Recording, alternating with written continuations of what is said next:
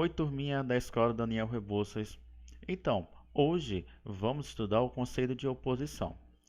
E o que é esse conceito de oposição?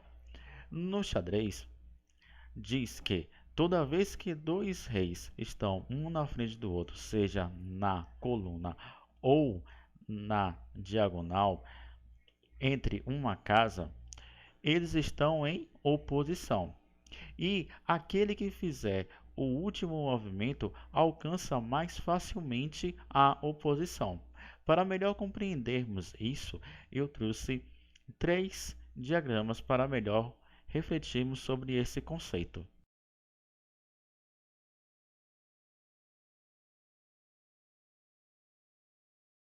Então, vamos para o nosso primeiro estudo sobre oposição. Percebam que os dois reis estão em oposição, um na frente do outro, em uma coluna. Existe uma casa entre eles dois e aqui o contratempo em especial das pretas é o peão de D6 que está pronto para ser avançado e ser promovido na fileira 8. Para conseguir lidar com esse contratempo, as pretas precisam conseguir a oposição. Nessa partida, as brancas que jogam e por isso as pretas vão conseguir com facilidade essa oposição. Vamos perceber isso? Então, as brancas jogam rei C5, as pretas jogam rei D7. Assim, as pretas conseguem o último lance e a oposição. As brancas, percebendo isso, jogam rei D5. As pretas jogam rei D8, pois com esse lance as pretas poderão ter o conquistar o último lance e assim a oposição. Vamos ver se isso é um fato. As brancas jogam rei E6, logo as pretas jogam rei E8 e assim conquistando com facilidade a oposição. As brancas jogam rei D5, as pretas jogam rei D7, conquistando a oposição de forma fácil. Então, esse foi o nosso primeiro estudo sobre o conceito de oposição.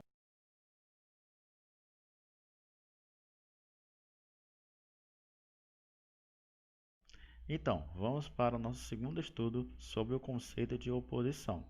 Percebo que temos o mesmo exemplo, com os dois reis, um na frente do outro, com uma casa entre eles dois, as brancas com o peão em D6, pronto para ser avançado e conseguir ser promovido por uma dama na fileira 8.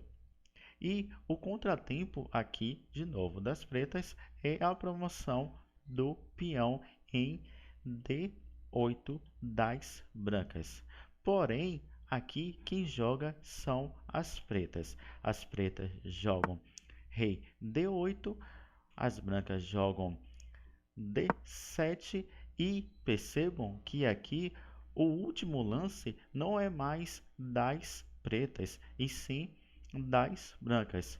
E aqui, conquistando esse último lance, as brancas conseguem a oposição e o objetivo de promover o peão em D8. Vamos ver se isso é um fato? Então, as pretas jogam rei E7, as brancas jogam rei C7, conseguindo a oposição, o último movimento e o objetivo de promover posteriormente o peão em D8.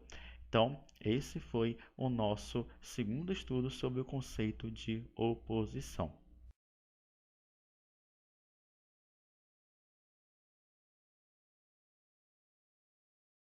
Então, vamos para o nosso terceiro e último estudo sobre o conceito de oposição. Percebam que o exemplo agora é diferente. O rei das brancas está na casa A8, tem um peão das brancas em G4, um peão das brancas em H2, atrasado. O peão de G4 está isolado. O rei das pretas está na casa A6. As pretas têm um peão em G5 e o outro peão em H4 conectado com o peão de G5 e o outro peão em H3 isolado. Percebam que as brancas têm um rei distante da estrutura dos seus peões. Da mesma forma, o rei das pretas está distante da estrutura dos seus peões. Aqui na partida, quem joga são as brancas e consegue, por meio do conceito de oposição, o empate perante a vantagem material das pretas, que é um peão a mais que as brancas, que poderia garantir uma vitória para as pretas. Vamos jogar contra o computador para ver se de fato o conceito de oposição nos ajuda a lidar com essa desvantagem material que as brancas têm. Então, as brancas jogam rei B8, conseguindo a oposição perante o rei das pretas. As brancas jogam rei A8, as pretas jogam rei C6, mantendo a oposição na diagonal, com uma casa entre os dois reis. O rei branco joga o rei na casa A7, mantendo a oposição à distância na diagonal.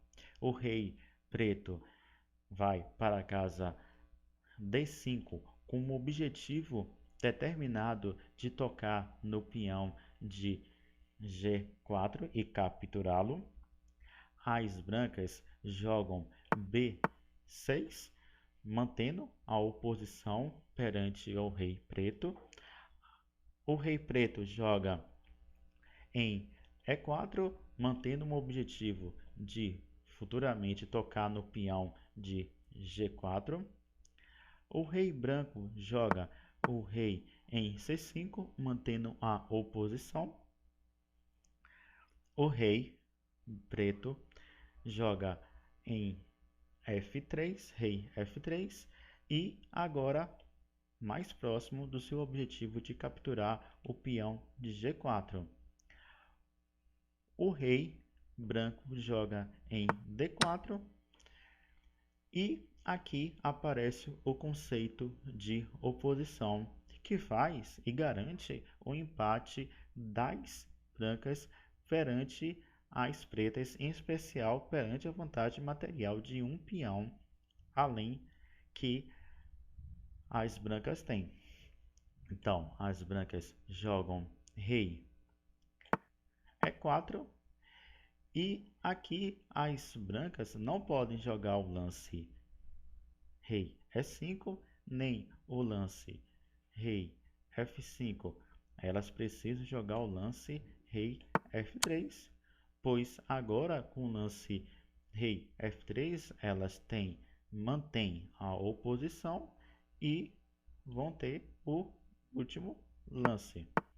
As pretas jogam rei G5, mantendo a oposição e tendo a possibilidade de executar o último lance. Percebendo isso, as brancas jogam rei F1. As pretas jogam peão G3, com a ideia de influenciar as brancas a capturar o peão de G3 e assim conseguir dois peões na casa G3 e um peão na casa H3. Logo, as brancas percebem isso e não capturam.